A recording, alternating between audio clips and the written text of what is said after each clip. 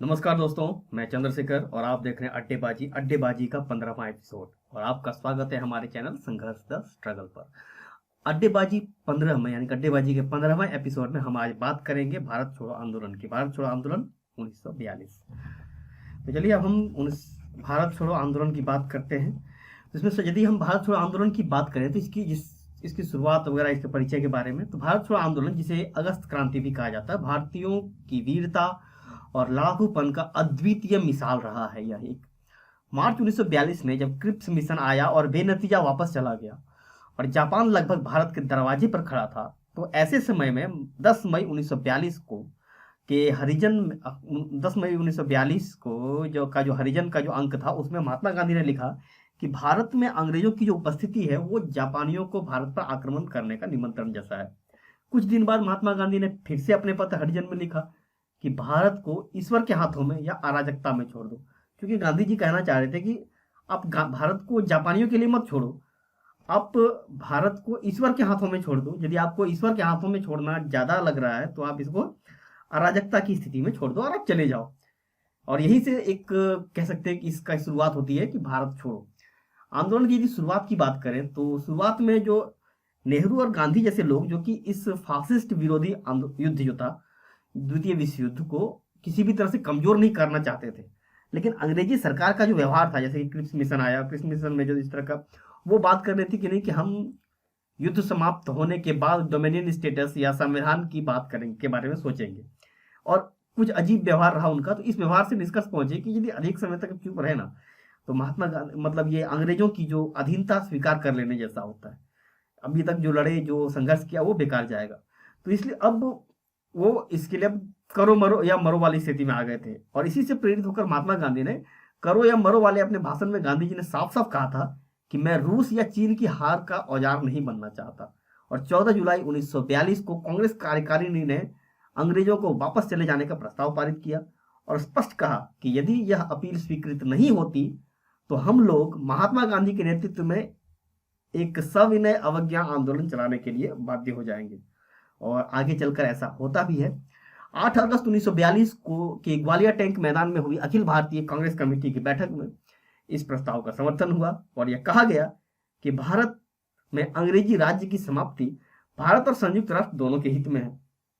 इसके फलस्वरूप गांधी जी और कांग्रेस कार्यकारिणी के सभी सदस्य बंदी बना लिए गए और अखिल भारतीय कांग्रेस कमेटी तथा प्रांतीय कांग्रेस कमेटियों पर प्रतिबंध लगा दिया गया। और ऐसी स्थिति बनी कि कोई भी बड़े नेता बाहर नहीं थे, लेकिन फिर भी स्वतःस्फूर्त आंदोलन पूरे देश में जारी रहा। चलिए अब देखते हैं कि विद्रोह का माहौल की बात करें तो उत्तर प्रदेश और बिहार में सबसे पहले विद्रोह का माहौल तैयार हुआ। अगस्त के मध्य तक विद्यार्थियों तथा अन्य राजनीतिक कार्यकर्ताओं के जरिए आंदोलन की खबर गांव में पहुंचने लगी। विद्रोह ने अधिकतर यह रूप धारण किया कि बड़ी संख्या में लोग पास के कस्बे में जमा होते और सभी सरकारी स्मारकों या प्रतीकों पर हमला बोल देते, चाहे सरकारी बिल्डिंग हो या फिर कोई जैसे रेलवे स्टेशन हो, डाकघर हो, थाना हो, इस पर हमला बोल देते, उस पर कब्जा कर लेते या फिर अपना झंडा फहरा देते। बिहार के तिरहुत प्रखंड में तो 2 सप्ताह तक कोई सरकार ही नहीं थी।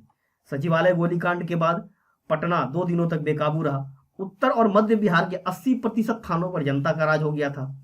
मतलब कि सारे थाने जनता के कब्जे में आ गए थे। पुलिस वालों ने जनता के आगे सरेंडर कर दिया था, क्योंकि इसके लिए महात्मा गांधी ने आह्वान भी किया था। जितने भी भारतीय सिपाही थे उन्होंने इनके खिलाफ कार्रवाई करने से मना कर दिया।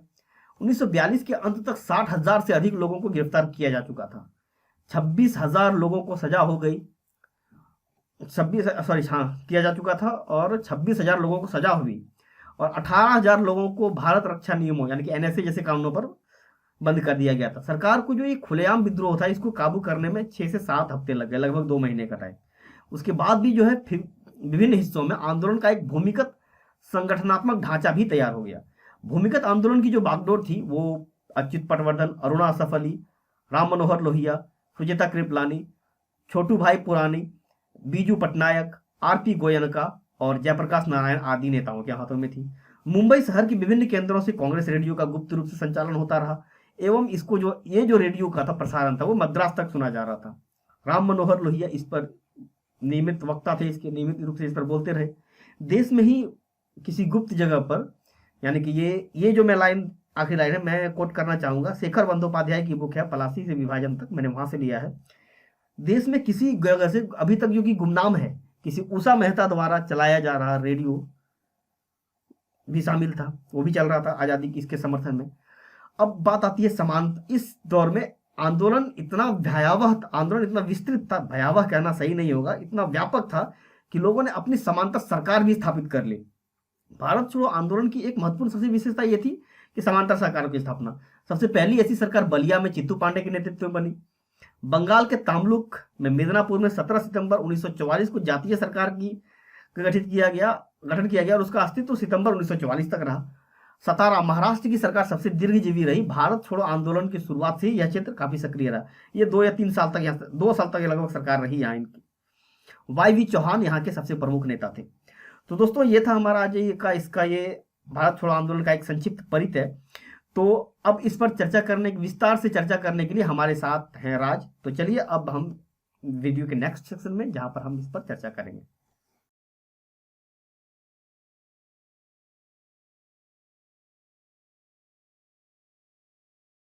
नमस्कार दोस्तों, मैं चंद्रशेखर और ये है अड्डेबाजी। और अड्डेबाजी में आज हम बात करेंगे भारत छोड़ो आंदोलन की, और इस पर बात करने के लिए हमारे साथ हैं राज। तो दोस्तों हम मुद्दे पर पहुंचे, इससे पहले आज थोड़ा बात करना चाहेंगे जो स्थिति है आज पेंडेमिक की। चारों ओर एक तरह से दहशत सी फैली हुई है, लोग पैनिक ना हो। एक कह सकते हैं कि ये हमारे, ऐसे में हम थोड़े सीखने की जरूरत है महाभारत से। महाभारत का जो आपने देखा होगा कि जो अज्ञातवास था, अज्ञातवास की तरह हमें भी आज चूंकि एक घरों में बंद रहना पड़ रहा। अज्ञातवास कुछ ऐसा काल था जब लोगों को, पांडवों को छुप छुप के रहना पड़ा, और इस बीच उन्होंने अपनी शक्ति को संचित किया, अपना हुनर को तराशा और अगले युद्ध के लिए अपनी तैयारी की। तो वैसे भी हम आज अपनी शक्ति संचित करें और जो हमारा हुनर है उसे तराशें, ताकि जब एक नया सवेरा आएगा हम एक बेहतर और बेहतर बनकर उभरें। राज, क्या कहना, क्या विचार है? जी दोस्तों नमस्कार। चंद्रशेखर जी ने बिल्कुल सही कहा।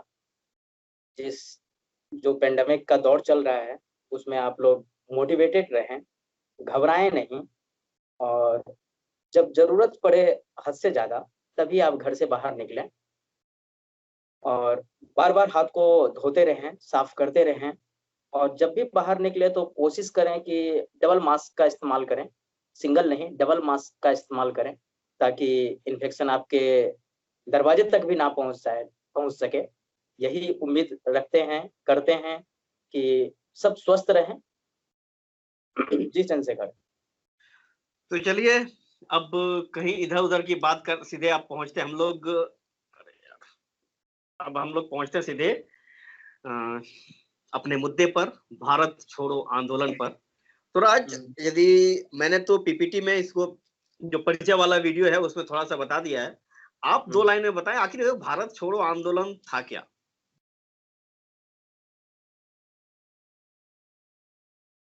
चंदू, अगर मैं आपको बताने की कोशिश करूं तो जो आज हम आपसे बात कर रहे हैं और जो हमें स्वतंत्रता मिली है, इतनी आजादी मिली है, अगर ये ना हुआ होता तो आज हम ऐसे बात भी ना कर रहे होते, इतनी स्वतंत्रता ना होती, इतनी आजादी ना होती। तो आज जो हमें बोलने की आजादी मिल रही है, व्यक्ति की आजादी मिल रही है, ये सब उसी की देन है। गुलाम नहीं हैं हम, गुलामी की जंजीरों से हम कब का बाहर हो चुके हैं। बात हम उसी पर करने जा रहे हैं। मेनली यही है भारत छोड़ो। सबके इसमें संघर्ष को बड़ी अच्छे से सभी ने निभाया है इसमें। हाँ चंदू। तो चलिए भारत छोड़ो, यदि जहां तक भारत छोड़ो आंदोलन की बात करें तो भारत छोड़ो आंदोलन स्वतंत्रता संग्राम में जो जितने भी आंदोलन रहे हैं उसमें सबसे महत्वपूर्ण रहा है। और इसमें जो भारतीयों का जो लड़ाकूपन है, जो जुझारूपन है, सबसे बेहतर तरीके से उभर कर सामने आया। कहीं कहीं तो अब हम लोग बात करेंगे, लोगों ने तो सरकार को उखाड़ फेंका और अपनी समानांतर सरकार बना दी। चाहे वो आप बलिया की बात करें, सतारा की बात करें, या फिर तामलुक की बात करें। अब आगे यदि आप पटना की बात करें, इवन पटना की यदि बात करें तो जो सचिवालय गोलीकांड है, इसके बाद जो स्थिति, चलिए इन सारे मुद्दों पर हम बात करेंगे। उससे पहले राज, आपसे एक सवाल है कि देखिए कोई भी चीज अचानक यूं घटित नहीं होता। आखिर 8 अगस्त 1942 को ग्वालियर टैंक मैदान में हुआ क्या, जो अचानक से पूरे देश में ऐसा लहर उठ गया। और उस लहर के लिए अचानक से नहीं होता कि इतिहास में आखिर इतिहास में या फिर तत्काल आसपास ऐसा क्या, कौन से माहौल थे या क्या घटनाएं घटित हो रही थी जो एक ऐसा विद्रोह उभर कर सामने आया। राज। जिस विद्रोह की बात कर रहे हैं हम, भारत छोड़ो आंदोलन की, ये अन्य विद्रोह से काफी अलग था। सही कहा चंद्रशेखर ने, जो कि सभी का जुझारूपन इसमें इस विद्रोह में देखने को मिलता है। और इस घटना के जरूर कुछ ना कुछ कारण रहते हैं, कोई भी घटना का कारण रहता है तभी जाकर के वो घटना घटती है। तो उस घटना का कारण एक नहीं कई एक कारण है, जो मैं आपको पॉइंट टू पॉइंट में बताना चाहूंगा। तो सबसे जी। पहला पॉइंट तो ये था कि जो जस्ट इससे पहले 42 से पहले जो भारत छोड़ो आंदोलन हुआ था, उससे पहले क्रिप्स प्रस्ताव आता है। हाँ, क्रिप्स मिशन। हाँ, क्रिप्स मिशन, क्रिप्स प्रस्ताव जो भी कह लीजिए आप। तो क्रिप्स मिशन बिल्कुल असफल हो जाता है। उसमें संवैधानिक विकास की बात किया जाता है ब्रिटेन के द्वारा, मतलब कि जो अ, भारत में सरकार होती है। तो ये असफल हो जाने का लोगों में एक बहुत बड़ा असंतोष का कारण होता है। और भारतीय चाहते हैं क्या कि इस पे विचार विमर्श किया जाए। लेकिन उस दौरान क्या होता है कि द्वितीय विश्व युद्ध का दौर चल रहा होता है। तो ब्रिटिश सरकार कुछ इस पर विचार विमर्श करने को तैयार नहीं होते हैं। गांधी जी कोशिश करते हैं लेकिन ऐसा कुछ हो नहीं पाता है। तो ये एक प्रमुख कारणों में से एक था कि क्रिप्स मिशन की असफलता। दूसरा कारण अगर हम बताएं आपको, तो जो सेकेंड वर्ल्ड वॉर चल रहा था, तो उस समय क्या हुआ था कि जो जापान था, जापान हमारे वर्मा के बॉर्डर तक पहुंच चुका था। बिल्कुल दरवाजे पर खड़ा था वो। हाँ बिल्कुल, वो चाह रहा था कि अब न तब जो है हम भारतीयों को जो है भारतीयों पर आक्रमण कर देंगे।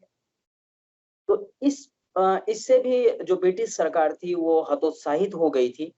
और भारत के पास कोई विकल्प था नहीं। इसने पहले ही कह दिया था कि जो संवैधानिक परिस्थिति है वो हमें, मतलब हमसे विचार विमर्श करो, नहीं तो हम जो है तुम्हें मार भगाएंगे। मतलब कहा था कि करो या मरो, भारत छोड़ो।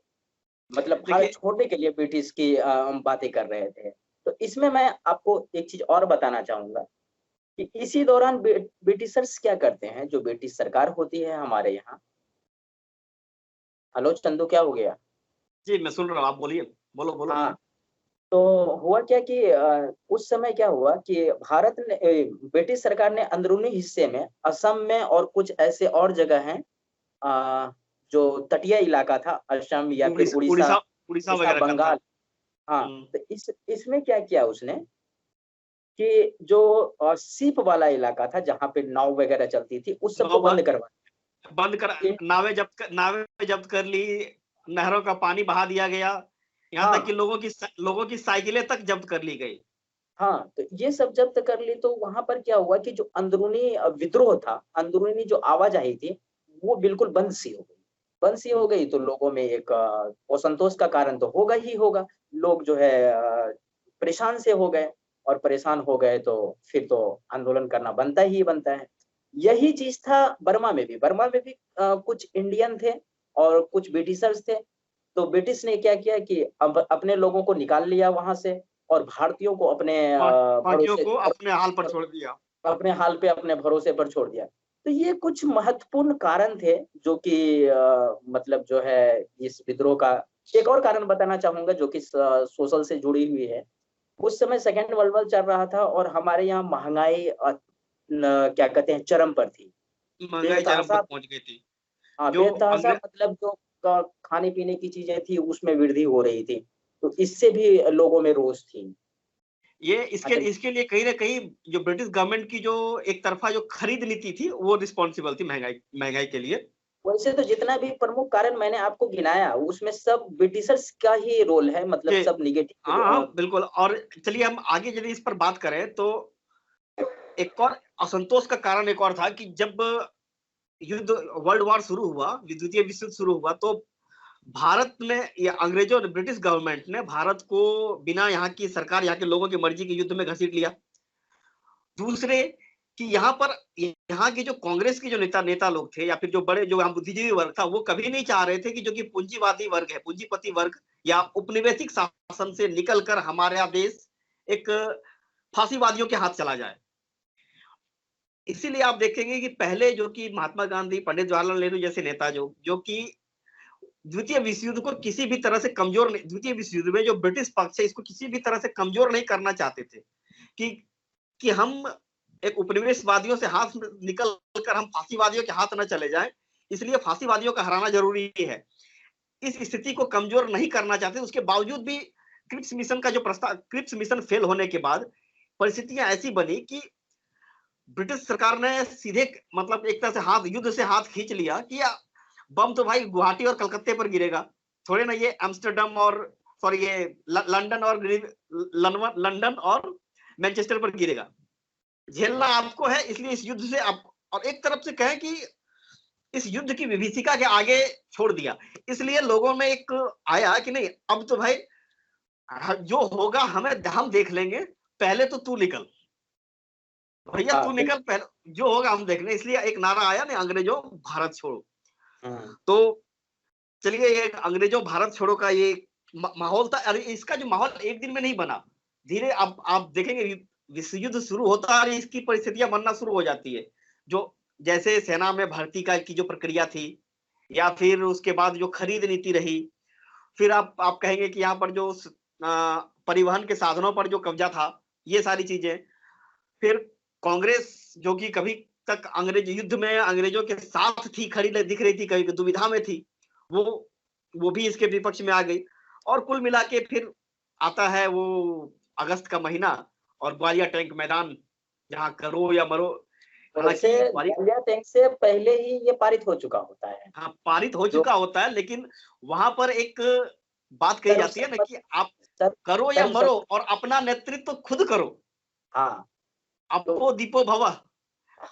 बिल्कुल। गांधी जी यहाँ बुद्ध के सिद्धांत को थोड़ा करने की कोशिश करते हैं कि अपो दीपो भव, अपना मार्गदर्शक खुद बनिए, और लोगों ने ये किया। आप यदि देखेंगे कि जैसे अंग्रेजों ने इस विद्रोह को 5 से 6 सप्ताह में इसको दबा दिया, लेकिन उसके बाद भी ये विद्रोह चलता रहा, छोटे छोटे गिरोहों के रूप में, जो भूमिगत संगठन थे उनके द्वारा। चलिए, अब ये तो रहा इसका।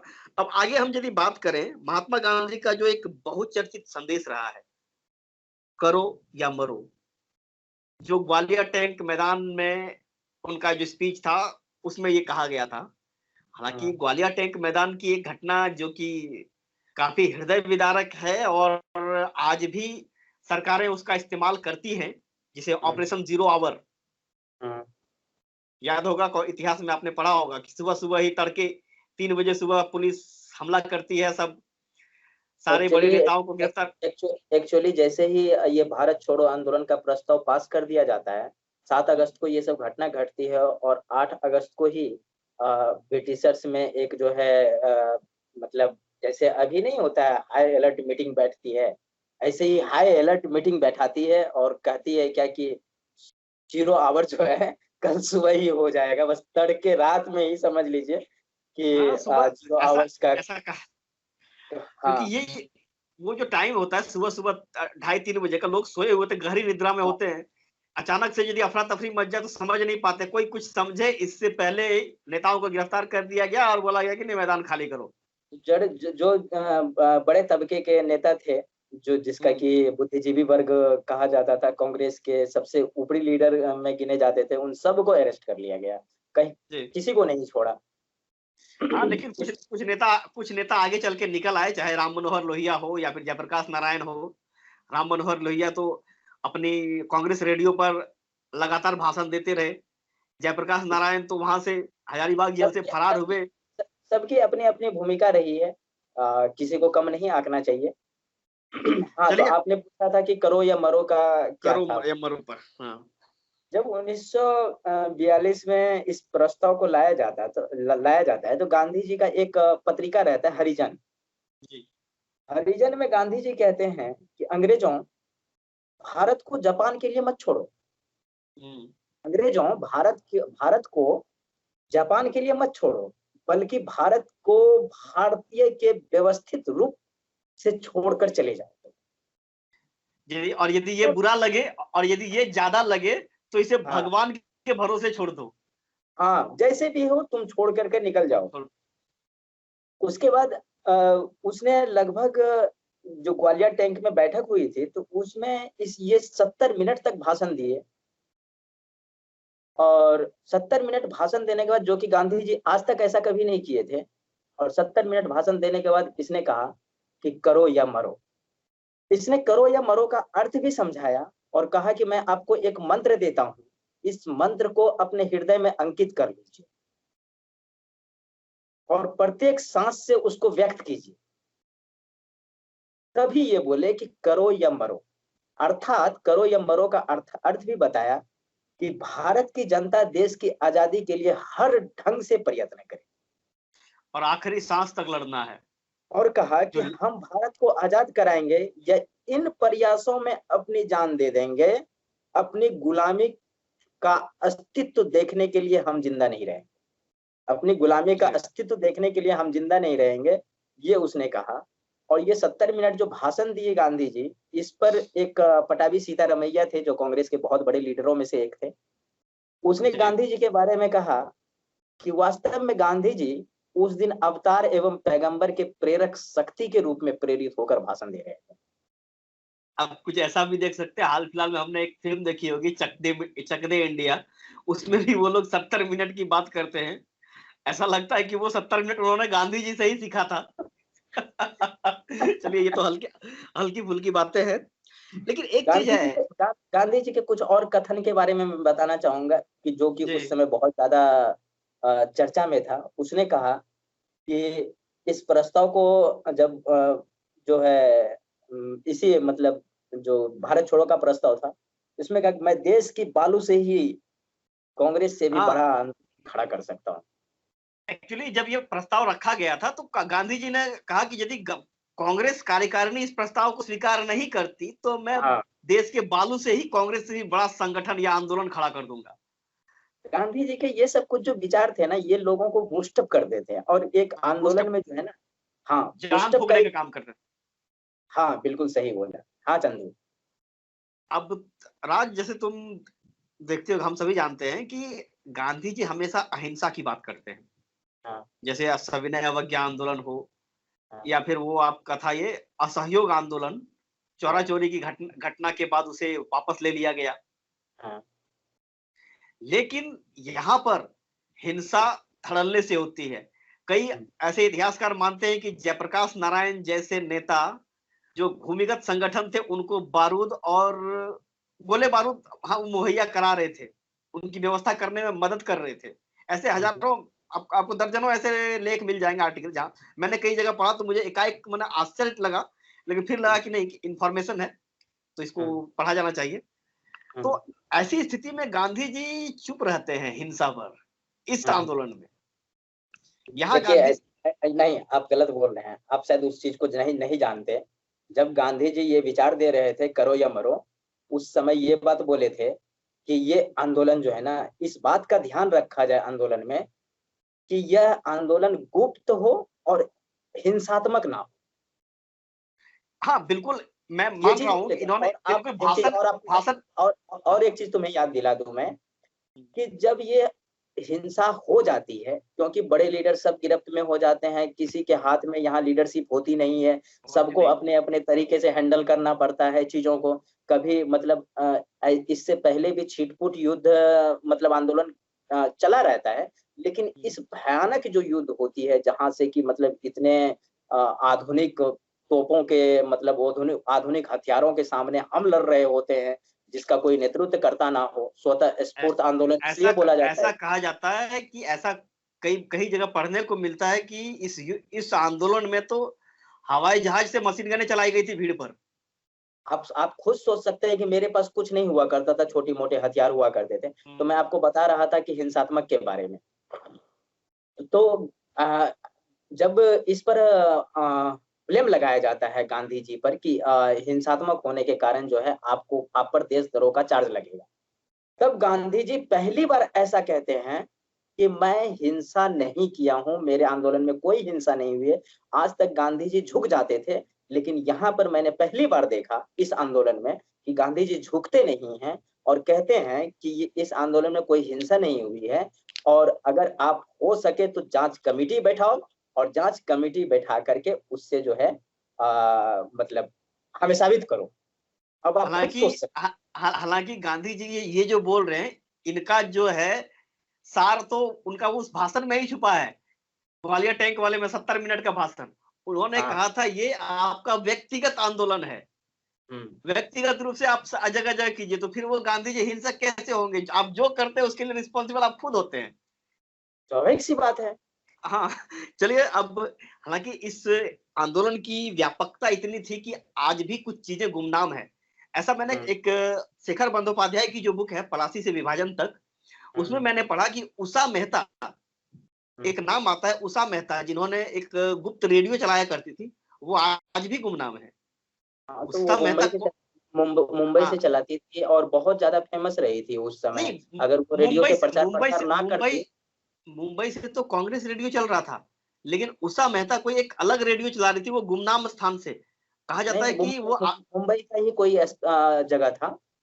लेकिन मुंबई का लेकिन जगह मैंने, था। चलिए पता नहीं सही या गलत, मैंने जो बुक में पढ़ा वो हाँ, आज भी गुमनाम है। नहीं कहेंगे तो मैं आपको क्लियर दिखा सकता हूँ उस समय ठीक है, तक। कोई बात नहीं, इतना प्रमाणिकता की आवश्यकता नहीं है, लोग हाँ, पढ़े लिखे लोग हैं, ढूंढ लेंगे खुद।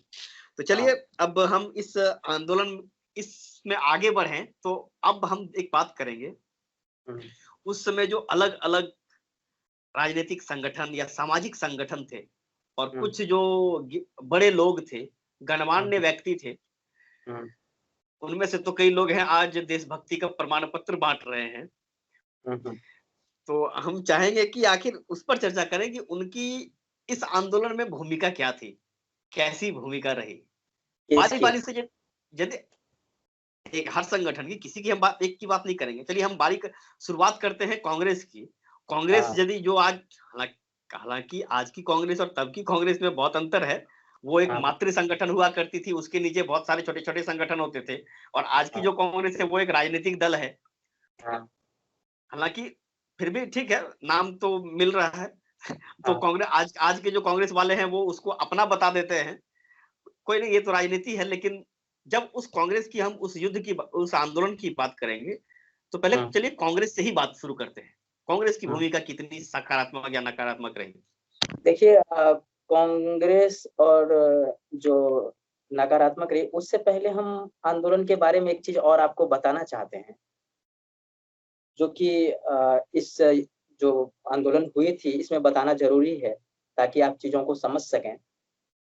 जब गांधी जी ये आंदोलन को मतलब ग्वालियर टैंक से प्रस्ताव पारित कर करके और शुरू करने वाले थे, तो उस समय कुछ दिशा निर्देश दिए थे गांधी जी, जो कि मुझे इससे पहले भी काफी सारे आंदोलन हुए थे, उसमें भी दिशा निर्देश दिए थे, लेकिन इसमें उस दिशा निर्देश से कुछ मुझे अलग लगा। इस वजह से मैं सोचता हूँ कि आपके सामने रखूं उस बात को। हम्म, इससे पहले जो आंदोलन मैंने इससे पहले जो चंपारण आंदोलन या असहयोग आंदोलन या सविनय अवज्ञा आंदोलन की चर्चा करी थी, उसमें गांधी जी सरकारी सेवक को कहते थे कि त्याग पत्र दे दीजिए, बहिष्कार कर दीजिए सरकारी सेवकों को। लेकिन यहाँ पर क्या कहते हैं कि त्याग पत्र नहीं देना है, कब्जा करिए। त्याग पत्र नहीं देना है, बल्कि कांग्रेस से अपनी राजभक्ति दिखानी, हाँ मतलब पद जी, पे ये रहना है। हाँ, मैंने भी इसके बारे में पढ़ा था कि रेलवे के जो ट्रेन ड्राइवर हैं, वो जो कागज चिट्ठी पत्र या सूचनाएं इधर से उधर ले जा रहे हैं, पायलट है वो भी सामानों का आदान प्रदान कर रहे हैं, इवन की पुलिस अधिकारी भी गिरफ्तारी से पूर्व सूचना दे रहे हैं। यहाँ पर मैं दो तीन सबका बात कर रहा हूँ। सरकारी सेवकों को यही कहा गया कि त्याग पत्र ना दें और कांग्रेस में राजभक्ति दिखाएं। सैनिकों को कहा गया कि सेना से त्याग पत्र नहीं देना है, लेकिन अपने आदमियों पर, भारतीयों पर गोली नहीं चलानी। गोली नहीं चलानी है। तो ये कुछ मतलब बहुत अलग बात थी। इससे पहले जो मैंने आंदोलन देखा था उसमें छात्र को भी कहा गया था कि कॉलेज और स्कूल जो भी हैं सब सब छोड़ सकते हैं आप, लेकिन यहाँ पर वो नहीं कहा। यहाँ पर कहा कि अगर आप में आत्मविश्वास है कि मैं जब तक स्वतंत्र नहीं होऊंगा तब तक मैं कॉलेज नहीं जाऊंगा, शिक्षण संस्थान छोड़ नहीं सकते। जाऊंगा, तब तब छोड़ सकते हैं। अगर आत्मविश्वास की कमी है तो आप नहीं छोड़ हम्म, सकते हैं। और कृषकों के साथ भी ऐसी ही बातें बोली। कृषकों के साथ बोला कि अगर जमींदार जिसको आप लगान देते हैं, जमींदार अगर जो है ब्रिटिशर्स का साथ देता है, तो आप लगान ब्रिटिशर्स मत का दीजिए। साथ देता है, तब लगान मत दीजिए।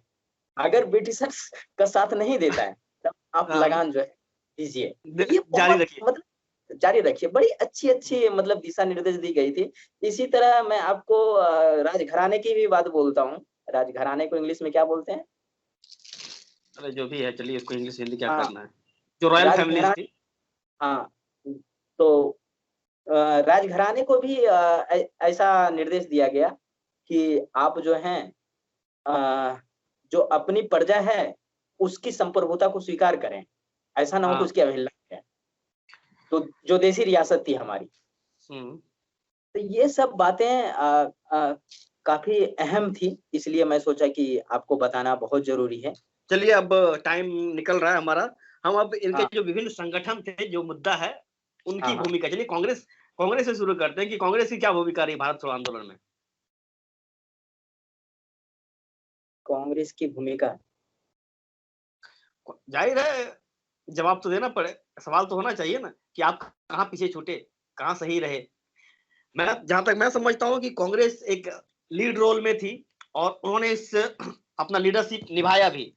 लेकिन कई जगह पर, जैसे कि उन्होंने जो हिंसा की जो नीति थी, जो अहिंसा की जो नीति थी, लेकिन जब इस आंदोलन में भीड़ हिंसक हुई तो उसको वो या तो कंट्रोल नहीं कर पाए या फिर कंट्रोल करना नहीं चाहा। दोनों ही बातें हो सकती है। बाकी कई जगह पर यदि आप रजवाड़ों की बात करें, देसी रियासतों की बात करें और आम लोगों की बात करें, तो यहाँ पर उनका या फिर जो जो प्रिंसली स्टेट्स थे या फिर और ब्रिटिश इंडिया था, उन दोनों जगह पर उनकी नीतियां थोड़ी अलग अलग रही, जिसके कारण कुछ प्रिंसली स्टेट्स में कांग्रेस के खिलाफ असंतोष भी रहा, चाहे वो त्रावणकोर वगैरह का देख सकते हैं आप इसमें। इवन अब चलिए हम बात करेंगे एक जो आरएसएस की, जो सबसे ज्यादा विवादित रहता है।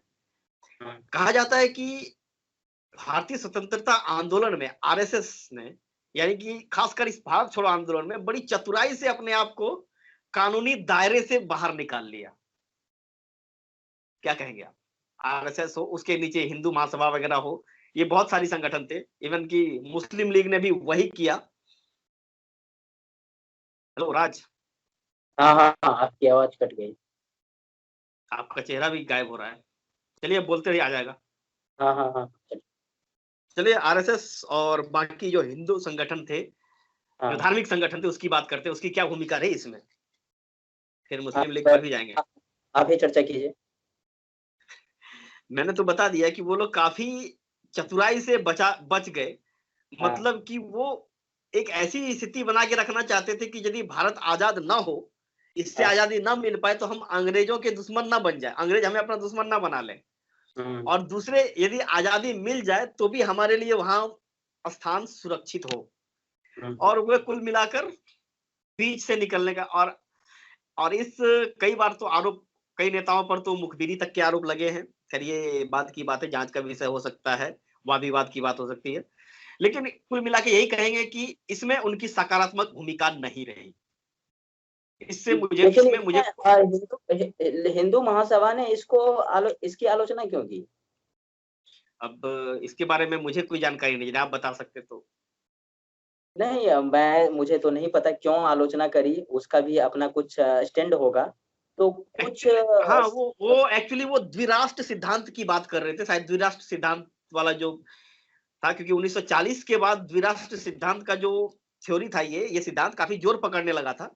कहीं ना कहीं हिंदू महासभा और आरएसएस मुस्लिम लीग की तरह, जैसे वो एक मुसलमानों के लिए अलग देश मांग रहे थे, ये लोग हिंदुओं के लिए एक अलग देश मांग रहे थे, शायद इसलिए तो वो इसका कर रहे हो। तो जब मुस्लिम के लिए अलग देश की डिमांड कर रहे थे, तो मुस्लिम के लिए अलग देश जब बनेगा तो हिंदू के लिए ऑटोमेटिक बन जाएगा। इसमें नहीं, इसमें दिक्कत थी ना, कांग्रेस क्या? कांग्रेस इसमें दिक्कत था। कांग्रेस का कहना था कि नहीं, हम हिंदुओं के लिए देश नहीं बना रहे हैं, हम हम तो एक सिर्फ देश उनके बना रहे हैं जहां पर जो चाहे वो रहना, जो रहना चाहे वो रहे, चाहे हाँ, मुसलमान रहना चाहे, जो अपनी मर्जी से रहना चाहे, बिल्कुल रहेंगे। यहाँ धर्म अधर्म यहाँ का कोई आधार नहीं होगा। तो चलिए, अब इसमें अब आगे यदि हम बात करें, चलिए आरएसएस और हिंदू महासभा के अलावा मुस्लिम लीग की, मुस्लिम लीग की भूमिका भी बिल्कुल नगण्य रही। यहाँ पर वो भी एक द्विराष्ट्र पाकिस्तान का जो डिमांड था उसको लेकर वो संवैधानिक नीतियों पर चलते रहे, या कहें कि ब्रिटिश सरकार की जो मान मनोवल की नीति थी कि हमें हमारा पाकिस्तान दे दो, आप अपना अब बाकी जो करना है आप करो। मुस्लिम लीग भी ऐसी ही स्थिति में रही। फिर बात आती है कम्युनिस्टों की। कम्युनिस्ट तो शुरू में वो कह सकते हैं कि इससे बाहर थे, क्योंकि कभी बाहर और कभी अंदर थे। जब समस्या तब उनके सामने समस्या तब आई जब जर्मनी ने रसिया पर अटैक कर दिया। जर्मनी में रसिया पर अटैक कर दिया और रसिया और ब्रिटेन एक साथ आ गए। अब वो किसका साथ थे? क्योंकि टॉप लेवल के जो कम्युनिस्ट थे वो तो इससे ना इत्तेफाकी रखते थे, क्योंकि शुरू में कांग्रेस ने अंग्रेजों का साथ दिया और उनकी वफादारी तो कम्युनिज्म से थी, जो कि वो बाकी जो जापान, जर्मनी और ये ऑस्ट्रिया हंगरी। लेकिन ऐसे में एक रूस भी एक ताकत था कम्युनिस्ट का, जो कि युद्ध में नहीं था। लेकिन जब जर्मनी उस पर अटैक कर देता है, अब वो उसकी स्थिति बदल जाती है। कुल मिला के कह सकते हैं कि जो कम्युनिस्टों में जो टॉप लीडरशिप रही वो इस आंदोलन से बाहर रही, और आजादी के बाद भी उन्होंने ऐसे नारे लगाए कि ये सच्ची आजादी नहीं है, अभी आजादी तो बाकी है। लेकिन जो ग्रासरूट लेवल के लोग थे, जो आम आदमी थे, वो देशभक्ति में बहे, देशभक्ति की भावनाओं में बहकर, या फिर कहें कि अपना कर्तव्य समझकर इस आंदोलन में बखूबी वो साथ रहे। चलिए अब इसके बाद कम्युनिस्टों के बारे में बार बार ये कहा जाता है कि कुछ कम्युनिस्टों ने साथ दिए, कुछ कम्युनिस्टों ने इसकी आलोचना करी। हाँ, आलोचना भी हुई है, बिल्कुल। और इस आंदोलन में लगभग जो है आलोचना ही हुई है। जैसे कि आपने मुस्लिम लीग ने आलोचना करी, दबा के करी। हिंदू महासभा ने दबा के आलोचना करी। पंजाब का अकाली दल ने दबा के आलोचना करी। बिल्कुल आलोचना की। हाँ, अंबेडकर ने भी आलोचना करी व्यक्तिगत रूप में। अगर देखेंगे व्यक्तिगत रूप से बी.आर. अंबेडकर भी इसके सीराज गोपालाचारी ने और तेज बहादुर सप्रू ने, इस सब ने जो है व्यक्तिगत रूप से भी आलोचना करी। अगर वो एक मान रहे थे कि ये सही समय नहीं है जब हम आंदोलन करें, क्योंकि जब सरकार खुद युद्ध में, हालांकि अब पता नहीं, ये एक अलग तरह की बात है, एक अलग तरह की नैतिकता की जहां तक बात होगी, वो अब कहीं ना कहीं अनैतिक हो ही जाते हैं। हाँ, तो ये अंबेडकर और तेज बहादुर सप्रू का लगभग एक ही चीज था। अंबेडकर ने कहा था कि हाँ, एक ही जैसी बातें थी। दोनों ने कहा कि ये समय नहीं है। हालांकि इसमें कोई शक नहीं, आजाद इसके बाद अंबेडकर का जो बी.आर. अंबेडकर का जो योगदान रहा, बाबा साहेब भीमराव अंबेडकर का जो योगदान रहा, वो अतुलनीय है, और बाकी किसी भी लीडर से अधिक योगदान उनको मान सकते हैं हम। किसी से कम, अधिक नहीं तो कम भी नहीं है आगे जो उनका योगदान। देखिए सबका लीडरों में तो बहुतों का योगदान रहा है। बिल्कुल, संविधान सभा में हो या फिर आगे जो उनका एक कानून मंत्री के रूप में, उद्योग मंत्री के रूप में जो योगदान रहा है अंतरिम सरकार में, वो वाकई काबिल तारीफ है। तो चलिए अब इसमें इस आंदोलन में एक और बात उभर कर सामने आती है, वो थी समांतर सरकारें। बिल्कुल, कई जगहों पर समांतर सरकारें स्थापित की गई थी, हो गई थी। चलिए इस समांतर सरकार के बारे में थोड़ी चर्चा कीजिए। जी, मुझसे बहुत बुलवा लिया, इस बार तुम बोलो अब। कोई बात नहीं है, अरे बोलते रहिए। बोलते रहने से जो अंदर की भड़ासें हैं वो निकलती रहती हैं। भड़ास नहीं, भड़ास। मन साफ है।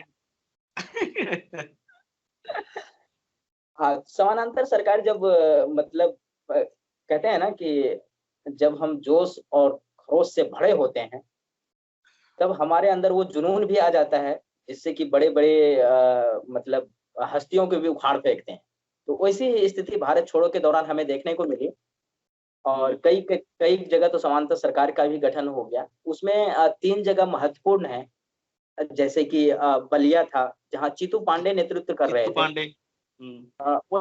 वैसे तो यहाँ पर का जो समानांतर सरकार थी वो ज्यादा दिन तक एक्सटेंड नहीं कर पाई, एग्जिस्ट नहीं कर पाई, काफी कम दिनों तक एग्जिस्ट कर पाई। लेकिन फिर भी उस समय अगर आप समांतर सरकार की बातें करते हैं तो बहुत बड़ी बात है। पहली सरकार थी चीतू पांडे की, पहली सरकार थी। उसके बाद तामलुक मिदनानगर बंगाल का एक ऐसा जगह था, वहां भी एक समानांतर सरकार की गठन की जाती है। वो एक आदिवासियों की सरकार थी, वो जातीय सरकार जिसको कहा उन्होंने। हाँ, इसलिए ये जो है ना, जातीय सरकार के बारे में कहा जाता है कि ये जातीय सरकार वाला था। ये एक्चुअली ये देखो इसकी जो भौगोलिक स्थिति ऐसी थी कि ये बहुत दिनों तक सस्टेन कर गए, क्योंकि यहाँ ब्रिटिशर्स को पहुंचने में ही टाइम लग गया होगा। बाकी हाँ, रही इस सबसे महत्वपूर्ण रही सतारा की। सतारा इससे भी ज्यादा दिन एग्जिस्ट कर पाई। वहां तो पर जो है ना, दो 3 दो, साल दो तक निजाम लगभग थे। सरकार रही उनका। वहां पर जो हाँ, नेतृत्व कर रहे थे वो थे वाईवी चौहान, वाईबी जो कि चौहान आगे, और नाना पटेल। हाँ नाना पटेल, वाईवी हाँ, चौहान जो आगे चलकर महाराष्ट्र के मुख्यमंत्री बनते हैं। हाँ, महाराष्ट्र के मुख्यमंत्री बनते हैं, और ये इसको कहा जाता है कि और सबसे लंबे और समय तक चलने हाँ वाला जो है। और मतलब कहें कि इस आंदोलन में बहुत से राजनीतिक घरानों को भी जन्म दिया। बिल्कुल। सुचेता कृपलानी, इसमें महिलाओं की भूमिका भी रही है, इस आंदोलन में महिलाओं की रही। वाईवी चौहान और गांधी हाँ, परिवार, तो नेहरू गांधी परिवार तो है ही। इस हाँ, हाँ, आंदोलन ने बहुत सारे बड़े मतलब राजनीतिक घरानों को भी जन्म दिया। तो समांतर हम्म, सरकारें रही। अब चलिए एक 2-3 बातें हैं इसमें। हम्म, सचिवालय गोलीकांड, इसके बारे में बिल्कुल कुछ बता पटना सकते हैं? वाला। आप पटना वाला बताइए। सचिवालय गोलीकांड, नहीं चलिए आप ही बताइए। नहीं, आप बताइए सचिवालय कांड के बारे में। अभी मेरे पास इंफॉर्मेशन पूरी तरीके से नहीं है। अच्छा, तो हाँ, एक्चुअली हुआ ये कि जैसे ही, डेट मुझे एग्जैक्ट याद नहीं, जब आंदोलन भड़क रहा था काफी तेजी हम्म, से, तो हम्म, पटना सचिवालय के पास लोग जमा होने लगे और उसकी हम्म, जो मुख्य बिल्डिंग है उस पर झंडा फहराने की कोशिश करने लगे। तो हम्म, और चारों ओर से भीड़ जो जुट चुकी थी। तब तत्कालीन वहां के कलेक्टर और जो यहाँ के जो डीआईजी थे, जो बड़े बड़े अधिकारी पुलिस के हो या फिर सेना के और हम्म, प्रशासनिक, वो सभी वहां मौजूद थे। हम्म, तो और वहां पर बातचीत भी हो रही थी और छात्र जो है उग्र होते जा रहे थे। और स्थिति ये थी कि वह पटना और उसके आसपास के जितने भी छात्र थे सभी पहुंच गए थे। हम्म। और इसमें एक, अब वहां के वैसे वैसे कहा, कलेक्टर वैसे की ओर कहा। से कलेक्टर की ओर से नेगोशिएट करने की बात हो रही थी कि हम्म, आइए, आपको झंडा ही फहराना है तो एक एक उन्होंने जगह दिया कि लीजिए इस पर झंडा फहराइए और आप चले जाइए, हम्म, आपका भी मान रह जाए और हम भी अपना ड्यूटी निभा सके। देखिए यहाँ हम्म। पर स्थिति ऐसी आ चुकी थी कि सबको पता चल रहा था कि आप बहुत दिन टिकने वाले नहीं है। पटना के जो डीएम थे लेकिन उनको भी ये समझ में आ रहा था कि अब हम बहुत दिन टिकने वाले नहीं है, इसलिए यहाँ ज्यादा पंगा लेना सही नहीं है। लेकिन लेकिन छात्र ये मानने के लिए तैयार नहीं थे। और वो उनको लग रहा था कि हमको जब तक कि मुख्य बिल्डिंग पर झंडा नहीं फहराएंगे तब तक यहाँ से निकलेंगे नहीं। और तब लेकिन तक उन्हीं में से, आप जो कह रहे हैं कि इतना उदारवादी तरीके से उसने कहा कि नहीं, आप यहाँ पर झंडा फहराइए। तो इसमें नहीं मुझे कोई, मैं बता रहा इसमें हूँ इसमें मैं इसमें मुझे शक। मैं मैं आगे बता रहा हूँ, मैं आगे बता। तब हुआ ये कि किसी उन्हीं में से किसी एक छात्र ने एक छोटा सा झंडा ले जाकर यूनियन जैक उतारकर जो मुख्य बिल्डिंग था पटना सचिवालय का, हम्म, मुख्य बिल्डिंग पर लहरा दिया। और वो छोटा हम्म, सा था तो दूर से दिख रहा था। तो हम्म, किसी ने कहा कि नहीं, ये अंग्रेजों की साजिश है हमें यहाँ से खदेड़ने की। कोई रंगीन कपड़ा लटका दिया है और कह रहे हैं कि नहीं झंडा फहर गया, आप लोग जाइए। हम्म, इससे उग्र होकर लोग गेट तोड़ने लगे और पत्थरबाजी शुरू कर दी। हम्म, और इसी में गोलियां चली और एक एक करके 7 लोगों की जान गई। हम्म, और अक्सर पटना सचिवालय के सामने ही जो वो शहीद स्मारक बना है, जो मैंने अक्सर वो फोटो देखा होगा आपने, उन्हीं 7 शहीदों की है। हम्म। मतलब हाँ, कि तो वो नेगोस थोड़ा मैं इस पर चर्चा करना चाहूंगा। जो जी, आपने जिलाधिकारी की बात करी, वो था WG आर्चर थे। हाँ जी, आर्चर थे वो। हाँ, आर्चर थे। और ये गोलीकांड का जो समय रहा था, वो रहा था 11 अगस्त 1942 को। ऐसी हम्म बातें हुई थी। और ये सब जो चल रहा था ना, तो ये जिलाधिकारी जो थे वो जबरदस्ती, जो चंदू ने बताया कि किसी विद्यार्थी ने जा करके ऊपर छत पे झंडा फहराने की कोशिश कर रहे थे। तो इसने क्या किया कि उसकी, मतलब यही कह लीजिए कि जबरदस्ती उसको हटाने की कोशिश कर रहे थे कि तुम यहाँ झंडा नहीं फहरा सकते हो। हाँ, और लेकिन लेकिन बीच में नेगोशिएशन की भी बात आई थी, नेगोशिएट भी कर रहे थे एक दूसरे से। हो सकता है, लेकिन मुझे जानकारी नहीं है नेगोशिएशन कर रहे थे या नहीं कर रहे थे। लेकिन इसी दौरान क्या करते हैं कि जो वहाँ के जिलाधिकारी होते हैं WG आर्चर, उसने क्या करते हैं, आदेश दे देते हैं गोलियां चलाने का। उसी में जो है हमारे 7 जो स्टूडेंट होते हैं वो मारे जाते हैं। अगर उसका आपको नाम चाहिए तो नाम भी मैं आपको बता सकता हूँ। यार जरूरत नहीं है ना, उसका, वैसे डिस्क्रिप्शन में डाल देंगे नाम उसका। हाँ, उसकी जरूरत नहीं है। तो वैसे इस हत्याकांड के विरोध में 12 अगस्त को, फिर जैसे ही 11 अगस्त को होता है, 12 अगस्त को गांधी मैदान में अ, जबरदस्त आंदोलन होती है, जगत लाल की उसके बाद अध्यक्षता में। हाँ, और विरोध पटना प्रस्ताव भी पेश किया जाता है। जी, पटना जो है उसके बाद 2 दिनों तक बिल्कुल बेकाबू रहता है। पटना में कोई सरकार और कानून व्यवस्था नाम की कोई चीज़ नहीं होती अगले 2 दिन तक। बिल्कुल, बिल्कुल सही कहा आपने। तो ये था हमारा आज का भारत छोड़ो आंदोलन। तो इसको हाँ, कैसे कंक्लूड करेंगे? कंक्लूड करने से पहले कुछ कहना चाहेंगे? टाइम नहीं है कंक्लूड हमारे पास अब ज़्यादा।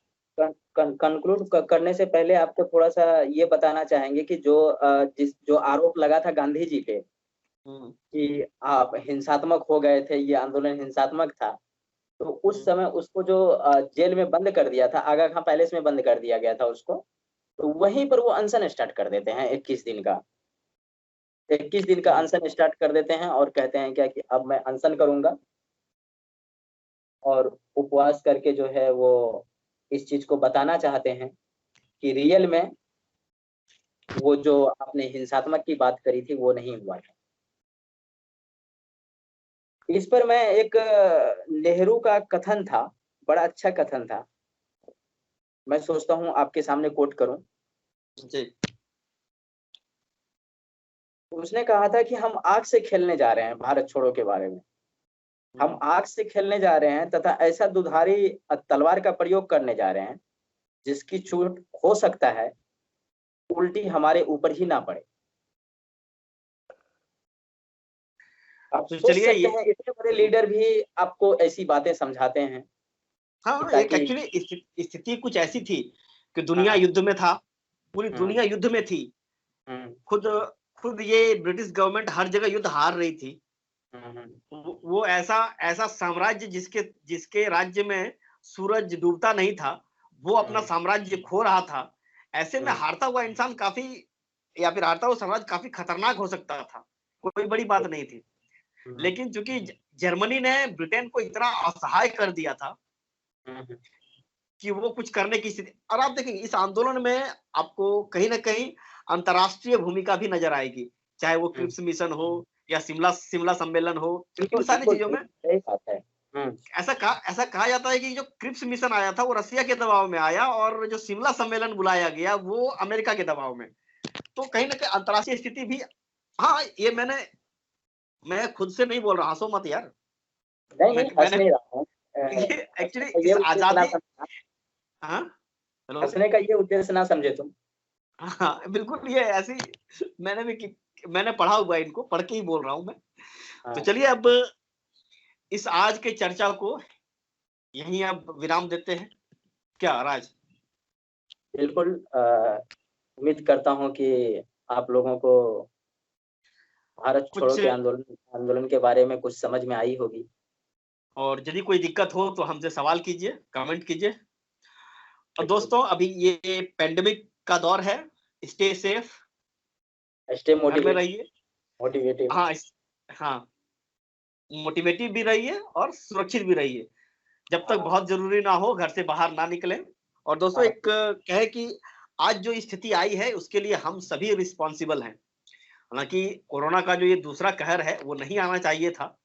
क्योंकि एक बार हम जब आगाह कर दिया कि हम आ चुके हैं, उसके बाद भी हम सतर्क नहीं हुए। तो ऐसे में कोई एक बात मुझे एक नहीं, जो शायद आ गया है वो आ गया है। आप चाहें तो हाँ, इसको आराम से जो है ना इस बिल्कुल बिल्कुल आराम से दौर इसे को निपटना आराम है, से लेकिन हाँ, ऐसे में मुझे एक शायरी याद आ रही है। सभी यहाँ दोस्त बैठे हैं, किसे क्या समझूँ? किसी किसी ने जख्म दिया, किसी ने नासूर किया, किसे महबूब कहूँ, किसे बेवफ़ा समझूँ? यहाँ अब हम सभी रिस्पॉन्सिबल हैं इस चीज़ के लिए, चाहे सरकार हो, आम आदमी हो या जो भी है, सभी लोग। तो दोस्तों बचे रहिए, सेफ रहिए। तो मिलते हैं अब हम लोग अगले एपिसोड में, तब तक के लिए नमस्कार। नमस्कार, धन्यवाद।